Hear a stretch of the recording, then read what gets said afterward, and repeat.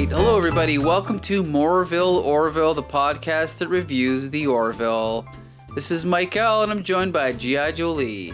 Hi, I'm here. And Champ Ian. Yeah, whatever. Hi, I guess. Yeah, fine. Hi. Don't get too excited, Ian. All right. We are here to talk about what could be my favorite episode of the season so far. We'll see what everybody else thinks. I don't want to spoil my review. But Ian is going to give us the 3-second plot summary of this episode. Yes, 3 seconds starting now. Yes. Essentially, this episode revolves around a treaty with the Krill and a will they or won't they, sort of a political... Basically, there's an election, and whether or not the treaty is going to be signed hinges on who wins the election. And it turns out that our old friend Talea, the Krill who tricked Captain Mercer in an earlier season, she has risen from the ranks from school teacher to military to she's running for Grand Chancellor, and she wins, and it throws the entire situation into upheaval, and we don't know for a while if the crew, the landing party from the Orville, and the president of the Union who accompanies them are going to live or die, let alone whether or not the treaty is going to be signed. And there's also a subplot where Ed has a kid, and we find that out too. Yeah, big plot twist where we find out that he has a kid with, what's her name? Talea. Alea. Talea with a T. Talea. I can't hear anything. I'm reading lips. Which is a plot that was set up in season 1. Just to flashback, he was captured on a Krill ship in season 1. He decided to blow up the entire ship, sparing only Talea because she was a teacher, right? Mm-hmm. And all of her students, right? Isn't that how it worked? That's right. Yeah, they wanted to spare the children, and Talea essentially was a benefactor of that because she was in the room with them. Yes, right. And so then the plot came back when Talea disguised herself as a human, had a several week or month relationship with Ed. He thought they were in love, blah, blah, blah, but it turns out she was just fooling him. She was a spy. And then she came back again, right? After that. Or is this the first time we've seen her since then? No, this is the third. Okay. So they got stranded on a planet. Right. She tricked him into going away from the crew, on a vacation. Mm-hmm. And I think she was going to kill him. Yes. Leave him stranded on that planet. I'm not really sure what her intention. I can't remember what her intentions were. Well, I don't. The intention wasn't to be on the planet in the first place. There was an attack, and the right. ship that they were on with Ed as their prisoner was destroyed. Talea and Ed's they escaped in an escape pod, and they landed on this planet. And the days on this planet were weeks long, which was a problem for Talea because the Krill are sensitive to sunlight. So right. Ed essentially had to save her life, and then he subsequently let her go. So instead of keeping her a Union prisoner. Yeah, out of mercy, out of the hope that she would see the light and become good and blah blah blah. So in this episode, she gives the impression that he's an idiot. There's no hope for her. She's not going to not going to betray her people for him. She doesn't love him. But then in the twist, she finds out that they have a daughter together. After she's been released by her, he goes back to her, and she's like, well, why did you come back? And then he says, well, why did you let me go? And she says, well, just to return the favor, not because I care about you. It's just to return the favor, to pay back the debt. But now he's back again. And at the end of this episode, the idea is that we don't know what's going to happen with his daughter because he had to escape the planet. He was rescued by the crew of the Orville. And now we don't know what's going to happen. Now the treaty with the Krill is ended, right? And so we don't know what's going to happen in this war with the Kaylon. Sorry, Jolie, were you going to say something? The entire planetary union is now in chaos. Right. Well, because it was a treaty with the entire Union. They stabbed the president of the Planetary Union Right. on Krill with the intention to end his life. So they have the full force of the Krill is now the enemy, but now the Krill and the Kaylon are the enemy of everybody. So if the Krill and the Kaylon team up, they're all effed. That's a good point. Yeah, but that Kaylon. can't happen though, because No, the it won't. Kaylon want to destroy everything biological, and they don't care. That's true. Yeah, it's true. That they're not gonna take sides. They're just gonna kill everyone they see. Yeah, here's the thing. Okay, so the running theme of the past 3 episodes of this podcast, as well as the entire internet, is that people don't like the fact that season 3 of the Orville is almost completely lacking in humor, and people feel it's not as good as it was before. I'll just say, if I hadn't watched the last 3 episodes, this episode to me would have fit perfectly into season 2. Almost perfectly. It feels the most like season 1 and 2 of the 4 episodes we've seen so far. And I'm not even going to talk about humor yet. I'm just talking about the building on a previous plot, the style of the show. I actually think the plot twist with the daughter was really smart. So overall, like as far as the actual plotting and obviously the acting and all that stuff, I feel like this was the best episode of this season yet. What do you think, Ian? I agree with that. The first 3 episodes set a fairly low bar for me. Okay. Right? So we had to have a best episode eventually, and so far this is it. There were some very good things about this episode. I agree that the plot twist with the daughter was it came out of left field, and it made sense, right? So it wasn't just a Deus Ex Machina sort of thing. Like this is really, like this is the thing that could have happened. And the emotion between the two of them, between Talea and Ed, was very, very well done. You could tell that he was really, really upset about this, and she seemed pretty conflicted about it as well. Now, there were a few things about this episode that I really, really didn't like. I think that the politics was a little bit too spoon-fed for us, right? They didn't really... They were drawing exact scenarios out of very recent political situations here.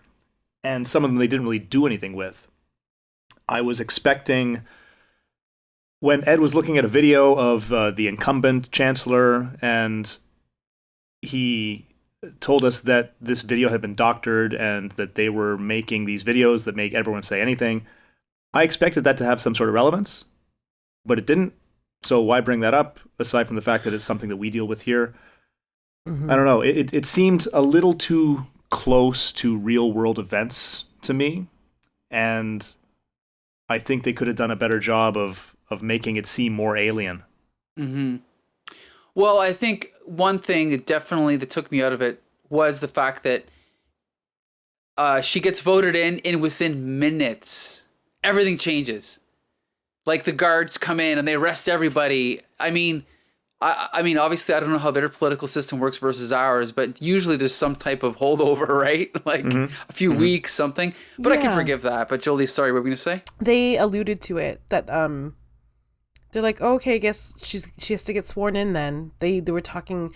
The person who is delivering the news over the communication system that the Krill uses was saying, okay, great. It looks like the votes are in. We don't really need to go to these last districts because they won't make a difference. Whether they voted one way or another, and the next thing to do is swear her in. And then the moment that happens, the doors open and the current Grand Chancellor is taken away by gunpoint, and he says, what's going on? It's a coup. It has to be a coup, and it is, because his left and right hand man turn around, and they're standing behind the guns. Right. So something is afoot.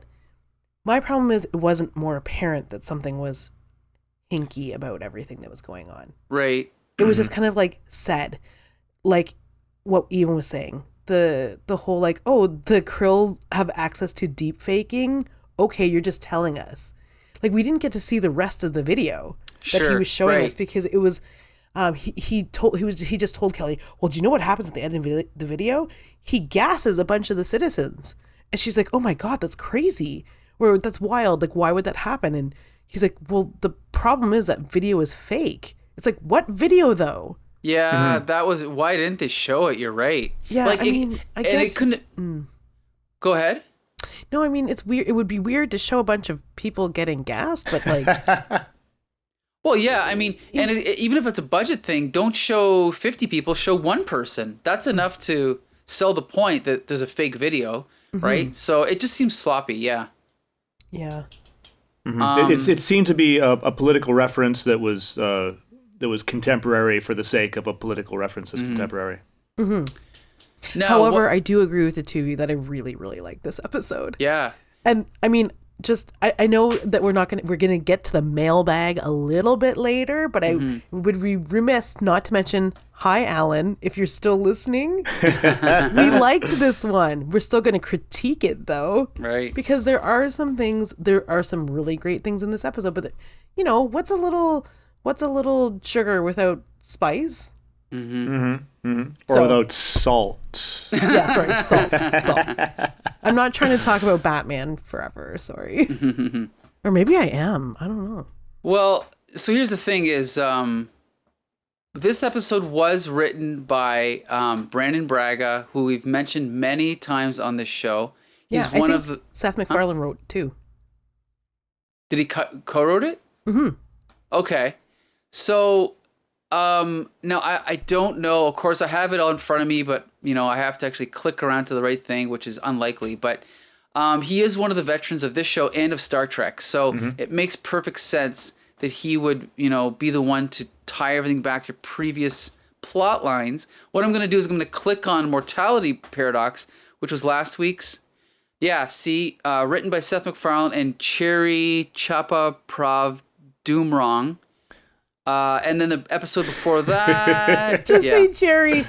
Oh, okay. It's terrible. Oh, see, the Shadow Realms, that was co-written by Brandon Braga.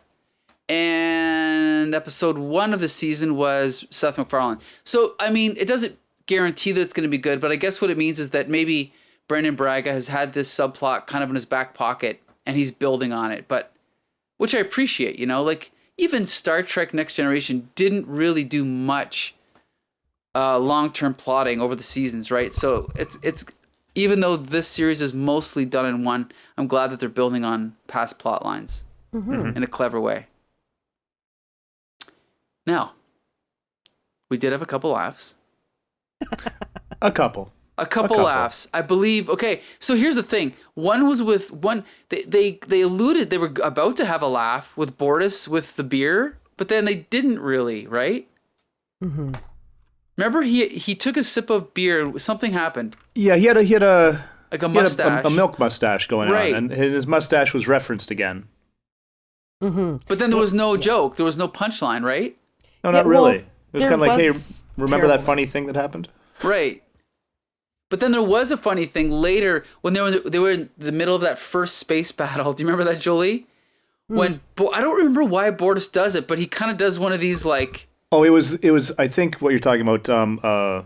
They were in trouble, and Malloy said, "Hey, mind if I try this rapidly expanding helix maneuver?" And I think Kelly was like, "I've never heard of that before." He's like, "Yeah, it's because I just made it up." Right. And he did this spinning thing. That's a good trick. And then we cut to Bortus, and he's not really dealing with it very well. Right. But his reaction was. I thought it was priceless. It was so him. Yeah, that was classic Bortus. I would have appreciated another maybe half of a second of it. Just hold on that shot for another little bit. But right. As this is me quibbling. Yeah. That's well, it's like at least it's there, but yeah, why can't they give us more? I don't know. Whatever. My favorite gag was I liked that they're back in the holodeck. What do they call it in this show? The simulator, the environmental simulator. They're in the simulator, and they're doing a Wild West simulation. Right. That was good. That's fun. So is there like a relief crew when the entire chief crew is inside the simulator? Because there has to be. Yeah. They all got to sleep sometime too, right? Oh, true. Okay. Yeah, you're right. I always wondered about that because even on Star Trek Next Generation, you have the entire command crew working at once. And then at some point they have to go off duty. Then at some point they have to go to bed. And I know that Data would obviously sometimes take over. You'd see him take over at night, but there's still that was touched on in the episode Data's Day. Right. Yes. When they show him the or the day watch relieving the night watch, and they actually like when the main crew comes on the bridge, they're like, "Oh, turn on the lights," and all the lights get brighter. Right. It'd be nice to see an episode where everyone's asleep except Isaac or something like that, right? Because not everyone, but all the command crew or something, you know? Yeah. I'd like to see more of that, but... So, the long drawn out joke of his mustache, I think it's mostly because Charlie Burke is involved in the joke that I freaking hated it. Yeah. Shut up. Why is she in that room? She's not good friends with them. Where is Lamar? Anyway. When the episode starts, it doesn't it starts with Talea. But when it cuts to all of the Admiralty at watching Annie, the stage play. Mm-hmm. The first part that I found really funny was that Lieutenant Dan is playing Daddy Warbucks. I noticed that, but they didn't give him anything to do though, eh? No, he just stood there. And I bet you they filmed scenes of the stage play with the characters, but maybe they cut it. I don't know. It would have been hilarious to have them deliver lines on stage. But after the finishing number is done, there's a pan and there's all of the... It's really subtle. There's humans, probably people who are used to musicals, and it gets to the Krill ambassadors and then the Chancellor... the Krill Chancellor, and they're just like, they look horrified because they're singing "The sun will come out tomorrow, bet your bottom dollar that tomorrow there'll be sun," and they're like, the sun will kill us. right. It was awesome. Yeah, see, that's like the old humor to me. Like that was good. Yeah, it's like, But this does raise the point that it's been 4 episodes and we've seen 0 Lieutenant Dan, except for this one shot. Mm-hmm. Like, what is come on, give us some Lieutenant Dan, right? They blew the entire makeup budget on CGI. Is it possible that they just can't get the actor that played Lieutenant Dan? Because that could have been anybody, really. Yeah. Of Lieutenant Dan's race, since he just stood there. That's true. With that makeup, we put me in that makeup, I'm going to look like Lieutenant Dan. You're totally right. He's got to say something.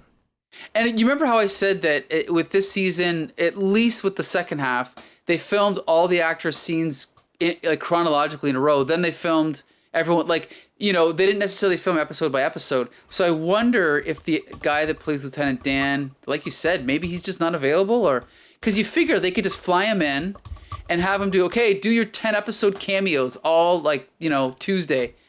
But I don't know what's going on. Well, let's look at this. Let's be optimistic about this, right? With the first 5 episodes were pre-pandemic and the next 5 episodes are post-pandemic. Maybe he wasn't available pre-pandemic and they're going to load up the back 9 with Lieutenant Dan.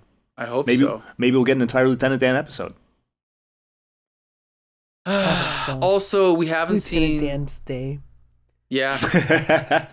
And everyone remembers who else we haven't seen, right? No Clyden, right? No Clyden. 0 Clyden. I wonder if Chad Coleman is working on something else. I think that he might be. Maybe it's availability with him. Mm-hmm. It says here that he did appear in the first episode of season 3, but he must have not had a line. I don't remember. Mm-hmm. Maybe. I mean, it still lists him as being on The Walking Dead up until 2022. So, well, he's got to get his priorities straight. Yeah. Walking Dead. Does anybody watch that show anymore? I do. For anyone that wants to know, Lieutenant Dan does have his own website called danthealien.com. Just in case you need your fill. Yeah. I do need my fill. I'm gonna. Where did Ian go? He's not. His video disappeared. Kidding. Okay, taking my laptop into the other room. So, would you guys like me to read our fan mail that we got on the air right now?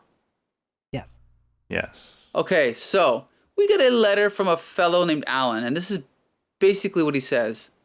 I don't have to read the whole thing, but he's like, well, sure I will. This season already, I thought one of the 3 episodes was bad. I also didn't like the season finale, even with the 3-year gap. But there's still 2 out of the past 4 that didn't work for me. But you guys are relentlessly negative and don't seem to like the show at all, at least this season. This latest episode is one of my favorites of the whole series, an absolute A+ in my book. Yet all 3 of you panned it. Really? Not a single dissent among you? Sigh. I mean, sorry. Yeah. What are we supposed to do, right? Well, first of all, I'd like to say thanks for reaching out, right? Yeah. And thanks for not just saying, hey, you guys suck and rage quitting the podcast. I hope you're still listening. I appreciate, hearing any sort of feedback at all, because, it's nice to know that people care enough to actually listen to what we're doing here. And, Rare, but that makes me happy. And I get what you're saying, right? But I mean, we're not always going to be eye to eye on everything, right? Like Mike and Jolie, it sounds like they really like this episode. I'm going to give this episode about a C, right? Like I wasn't thrilled with it, even though I agree that it was better than anything else we've had this season. Mm-hmm. I'd probably give it a B. I don't know. If we're going at a 10, I'd give it at least a 7.5. I think, at least, yeah. Yeah, it wasn't perfect, but it was definitely something that I missed that we were seeing a lot of in the first episode, which is like discovering or not even discovering, but just showing us other planets. Like when we were going to Salea, that was really cool, like to see how gravity works when they threw the can out the window. And one of my favorite things about this episode, like to let you know, Alan, that like I'm not relentlessly negative. There are things I love about these episodes, because I'm a completist and I'll always love the Orville. But I can't love I love to hate a little bit. I'm a little bit petty, so it's really easy to critique. I think we're all a little protective of our show as well. And when we feel that there's room for improvement, I'm going to call it out. And it doesn't mean that I don't love the show. It means that I care enough about what's happening that I am invested, and I am disappointed when things aren't up to the standards that I feel that the show has set for itself based on its earlier seasons. Exactly, especially when we know we've seen better from this crew. So yeah, I will point out that one of my favorite things is the seeing other planets, and when they dive down under the clouds and onto the Krill planet, like into the Krill planet. One, it's the Krill are hostile as a people, and it's hostile to get into the planet, and not many people go there other than Krill. I mean, they said that their marketplace is world galaxy renowned, and there's merchants from all corners of the galaxy, but I was like, I only saw Krill in that marketplace. Yeah, that's like calling it the baseball World Series. Yeah, no, it's just America, guys, and a little bit of Canada. It's all Krill in this galactic market. Yeah, I loved seeing that Krill bubble. I mean, sure, it's really neon. I was like, wow, apparently the Krill live on Tokyo. In Tokyo. or they live in Blade Runner or Attack of the Clones, right? Yeah, somewhere in the Star Wars universe. I got some serious Star Wars vibes. Right. Yeah, it felt like for such is pious the wrong word? A pious culture, it seemed really like hip and you're right. Progressive it's like looking. Yeah, you're right. They should have made it more like of a religious zealot type of environment, right? But I'm gonna disagree with you. Yeah, I mean, it's like we don't know what their religion reveres in terms of piousness, and I think the visuals were spectacular. That's the thing. I love them. We've seen these staunchly religious, stone, fire and brimstone-ish, like nothing, unadorned, everything. We've seen that. It's been done to death. So to have it very Tokyo, very neon, I think that worked. Nice. Yeah.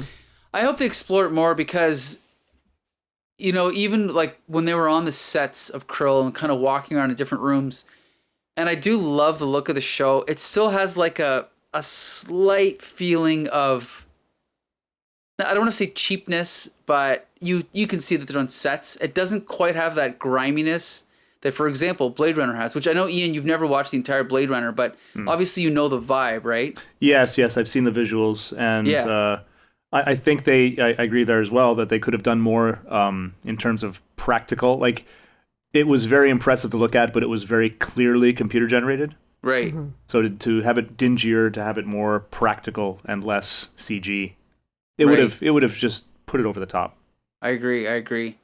So the thing about so I just want to say with this plot line, I'm actually really interested to see where it's going to go. I want to see where it's going to go with Talea, and I'm interested to see where it's going to go with this baby, and with the whole relationship of them with the Krill and the Kalan. So I think it's a pretty fascinating not dilemma, but situation they've got themselves into. So I think this is, it's a good way to generate future story ideas for future episodes. So I'm pretty happy with this episode. Hopefully they don't just leave that hanging.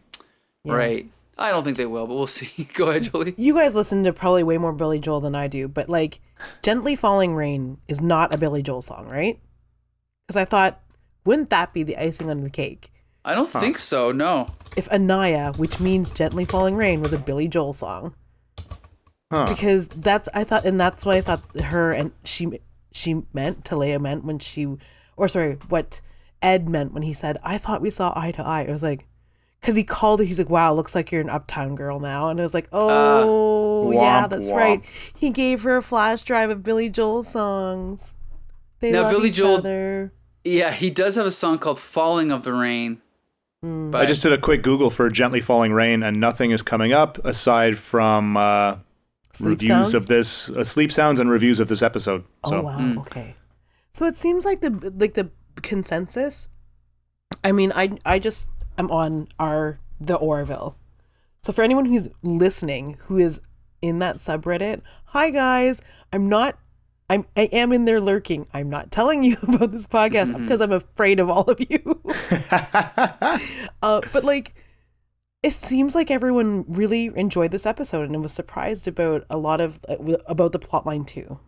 I love a good surprise, and then when they pulled Anaya out, it felt like I didn't know what was going on when they were bustling him through the streets of the underground of the Krill marketplace. I didn't know where that was going. Right. And when they opened that door and she's like, that woman's like, she's yours. I was like, wait, what? We're still dealing with all this political turmoil, and then they throw this plot line in. Holy crap, what's going on? But they kind of need it. Like Mike said earlier, I really want to see where this is going because I feel like they will. I think Ed will, for the good of the Planetary Union, not out. He'll out Talea, but like in an Ed way. It won't be heavy-handed, and it won't be, I also want to point out, as far as viewer ratings, this episode is the highest rated episode of the season so far as well. People like it the most, so not surprised. Yeah. So just before we finish off, I do want to say that there is one more joke that I need to I need to talk about. Because this town will not accommodate the numerical totality of our combined mass. That was awesome. I that was spoiled by me through a meme before I saw the episode, but I thought it was hilarious. Ian? I thought it was okay. It was cute. Come on, I thought it was Ian. okay. It's an 8 out of 10 joke. I guess that's a 7.5 out of 10 joke. Ugh. It was a little too wordy. I would have liked to have seen Isaac try to get it right and then fail instead of just saying it like a weird little robot man. Right? Like try to get it and then stumble over it. Oh, but it's like but robots still make mistakes. Well, he did, right? Because he said something ridiculous. Yeah, but okay, how would he have screwed it up? Like, what's an example? Oh, I'm not a writer for a TV show, so I don't know. Okay, I can't solve all their problems. Okay. Yeah, But you've no, already I'm solved. not- You've I'm already not saying solved that many. I'm not saying that it's bad. I don't want more negative reviews on this podcast here. I'm just saying that, could have done a little bit better there. Okay, Could have done a okay. little bit better there. Okay, I guess that's it. So overall, I'm very happy. G.I. Jolie. I'm happy again. I was always happy. I'm just happy that there's a show that I love that's getting another season and that I get to watch it. I'm not happy that it's like sometimes not great. Yeah. But like I'm definitely not happy that there's a Charlie Burke. I think the internet agrees that we want her to shut up and go away, and I will say that. But there was one Charlie Burke moment in this episode that kind of had me rolling my eyes too. Remember when they brought her on, like she was going to wait in the shuttle, but they brought her along anyway as an observer. Yeah. And then they're sitting in the prison cell, and Ed's like, "Oh, really sorry that we brought you along. You were just, here as an observer," not really considering that she would have been arrested anyway because she was waiting in the shuttle. Like that didn't change anything. Right. Yeah. Right. They should have brought Tala. They should have. Come on. Oh, and one more thing.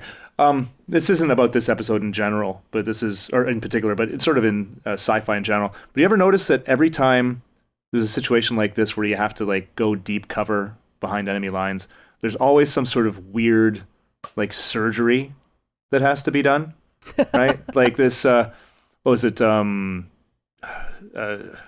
was the thing that they had to do? Whatever. Operation 21 or whatever it was. So they had to be surgically altered to look like Krill. Like, why couldn't they just put on some, like a mask or something? Like, this is the future. Like, don't they have technology to just pop a mask on or something like that? That's a good point. They've done that. They did that in Star Trek, right? Kirk. Yeah, no, they did that in Star Trek a whole bunch of times. TNG, you're right. It's a good point. It does seem ridiculous that it's so easy. And then, like, at the end of all those episodes, they're always right back to normal, right? Like, 5 minutes later. Oh, I look fine. Great. Yeah. Oh, and the other thing about this episode, again, something just general sci-fi. They got their people in this middle of this huge battle, and they got their people, and they're like, all right, let's get out of here. And they all hit quantum drive, and they flew out. But don't you think there was maybe, like, 2 or 3 or 4 ships that maybe had their quantum drives disabled, and they're just kind of, like, stuck there now?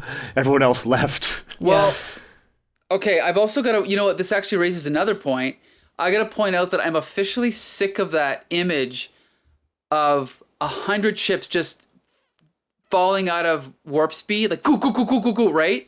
And the screen just filling up, like Star Wars does it, Picard does it, and I'm just sick of it. It happened almost every episode of Battlestar Galactica. Which, okay, fine, they did it, but they're the last ones that should have done it, because it just makes it so easy because of CGI. It just makes it so easy to just load the screen with all this crap. Actually, Return of the Jedi probably did it, but they were the first ones and still the best, right? I don't know. I'd rather just see... It just becomes ridiculous. Like, we have 20 ships, then it's 50, then it's 100, then it's 1,000. Like, it just loses its luster. Mm-hmm.